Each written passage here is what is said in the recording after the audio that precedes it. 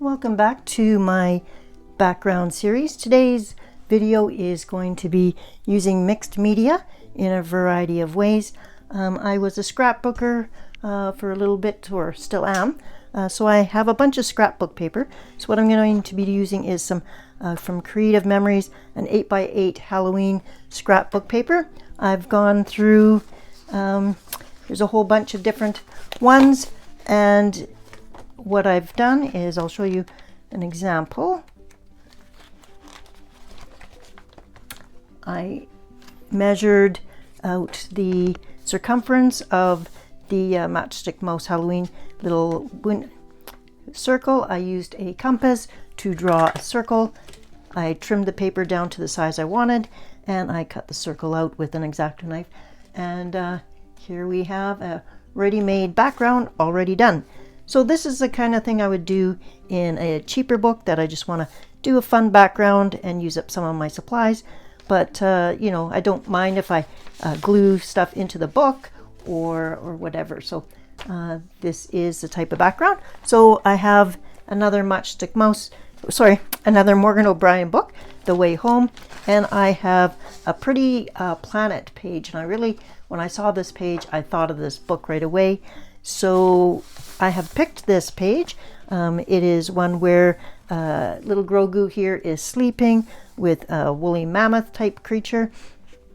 So this would go along with a night sky kind of thing. So I haven't colored this, but I'm going to do and add this. So I could add it like this, but I was kind of thinking that it might be cool to tip it on end to end and add it like this. So what that means is I'm going to be trimming off, either I make the whole thing smaller or I just trim off the ends with a paper cutter. So I think I will do that. So I will just turn on some music. You can watch me as I go through this, and I hope you enjoy it. So just go over quickly the materials I'm going to use in this project. I'm going to use your good old fashioned protractor that you used in childhood school. I'm going to use a pencil. I'm going to use an X-Acto knife. That's why I have the media mat out, so that I can cut it on the media mat. And I also am just going to use a ruler, and I'm working in centimeters. So the circumference of this is just over 14 centimeters. So pretty much exactly 14 from the outside edge to the outside edge. So that's the size of circle I'm going to use. But I also need to first trim this down. So I need to cut off 1.5 centimeters from both the top and the bottom, and about 4.5 from the side. So I'm going to go ahead and do that first, and then we'll get going on placing the circle. So after trimming off the top and the sides, just placing it on the paper to make sure that it's going to work. It's going to look like that. And now I'm going to draw the circle. So I'll measure out this. I will use this to draw the circle around, and I'll be back once that is over.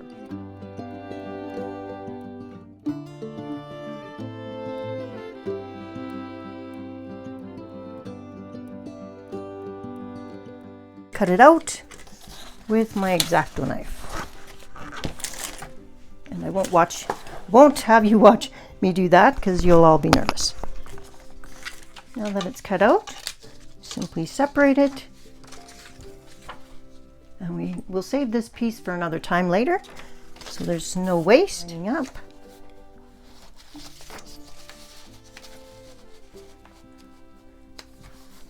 Okay.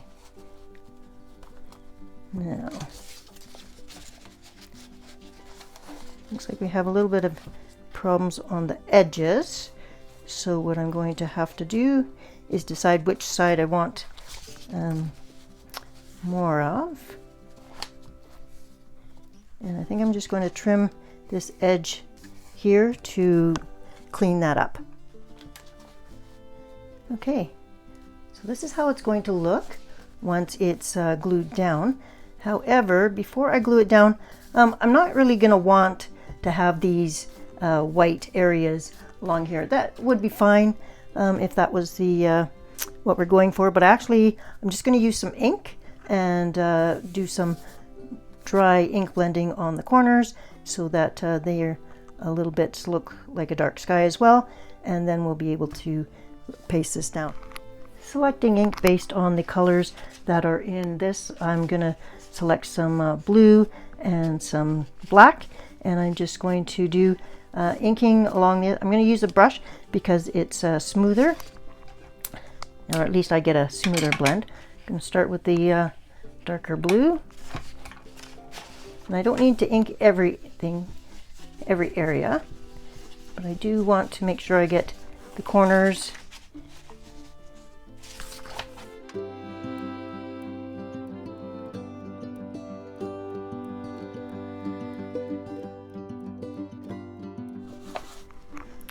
Okay, just making sure I've got enough coverage. So I'm going to do the blue first, and then I'll come in with the black after that. You've seen me do inking before, so I'll come back when this is done. Here's how it's looking with just the blue. I do want to continue on with some black, but you can see how the page looks right now. I think this effect actually looks pretty cool the way it is without the other, so maybe one day I will do this effect without adding a centerpiece, but regardless, today we are doing it this way. So we will line up. I'm glad I checked this before gluing it because I do see that there will be some white showing. So using a smaller brush, I'm just going to come in and I'm going to use some of the black, and we will ink this area up here so we can at least hide it a little bit. And I guess even though I was being careful measuring, just like when you're doing woodwork, measure twice, cut once. That will be enough. One last check. Yes, that will be better. Okay, let me get some glue out. We'll glue this down. Like I said, I'm going to be using a combination of the tape runner and also just a normal glue stick. So let me glue that and I'll be right back.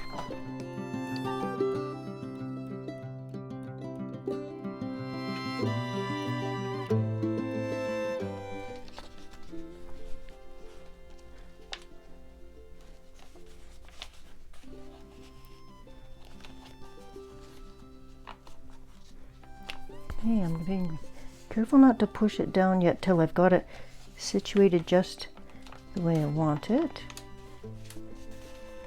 So, okay, once I am happy with where it's placed, use the flat of my ruler.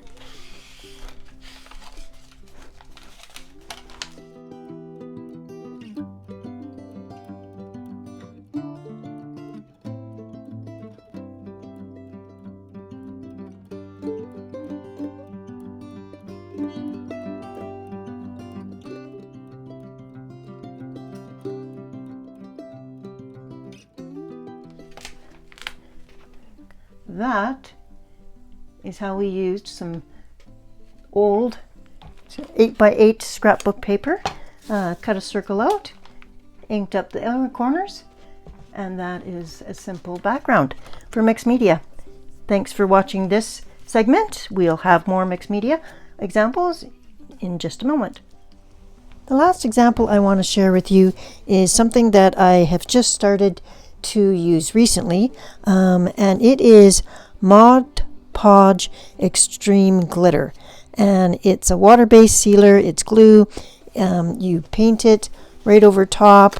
It looks just like the white Elmer's glue that we're used to, except it has fine glitter in it.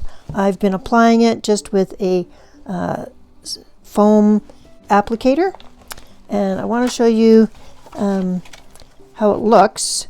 So this is a sneak peek at a mermaid page. I so far have only used it on top of non-water soluble medium, so I've been using it on top of ink, and I know for sure that it won't run or activate anything. So I've inked around the whole back edge of this picture, and then I've done the Mod Podge on top, and then it dries. It has warped the page a little bit, but I also that could be from the background on this page, which was a water background. So it is very shiny. It is very glittery. It has it kind of picks up whatever colors you have on the page. And I just wanted to show you that. So that's a really easy way to make your background. Now I will caution you, if you have not already done the other side of your page, it will be difficult to color on top of it because it is glitter and it is going to be quite bumpy. So it's best either used in single-sided books or on a page that you've already done the other side, and then you don't have to worry about it. And then back to our Grogu page that we just finished. I also added a little bit, I had a little bit of the Mod Podge Extreme Glitter left, so I just added it to the four corners. And it just adds a little bit of extra glitter, a little bit of extra gleam to the page. And that is all I wanted to share with you in this video. We're keeping them short and we're keeping them easy.